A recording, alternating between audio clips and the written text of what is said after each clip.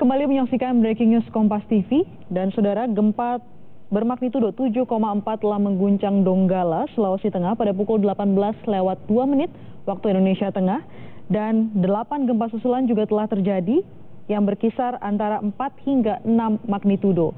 Dan saudara, dalam peta sumber gempa nasional terbaru yang disusun oleh Pusat Studi Gempa Nasional atau Pusgen, sekitar tahun 2000 ada 48 sesar atau sumber gempa di Pulau Sulawesi.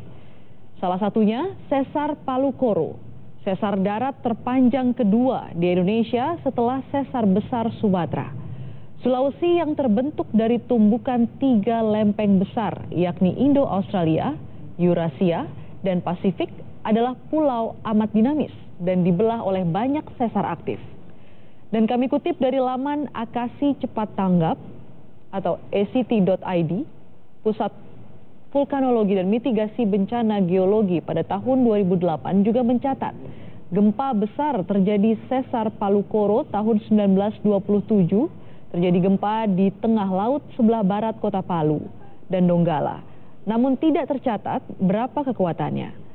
Di tahun 1938 terjadi gempa di sesar Palu Koro epicentrum di daratan sekitar Kecamatan Kulawi. Tahun 1968 terjadi gempa di wilayah pantai barat Kabupaten Donggala. Dan di tahun 1996 terjadi gempa di epicentrum di dekat Danau Lindu, Kabupaten Sigi. Dan saudara, wilayah Donggala merupakan salah satu kabupaten di Provinsi Sulawesi Tengah yang beribu kota di Bonawa. Secara administratif, daerah ini terbagi menjadi 21 kecamatan. Kabupaten ini mempunyai luas sebesar 4.275 km persegi dan berpenduduk sebanyak kurang lebih 301.757 jiwa.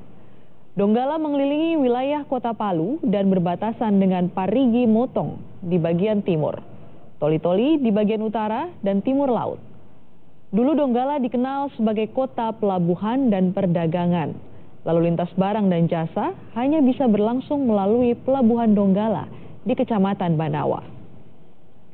Dari waktu ke waktu, kegiatan ekonomi terutama perdagangan dan pemerintahan kenyataannya lebih tersudut di kota Palu, bekas ibu kota kabupaten yang kini masih berstatus ibu kota provinsi walaupun masih berfungsi sebagai pelabuhan barang. Pelabuhan Donggala kalah ramai dibanding pelabuhan Pantolan di Palu.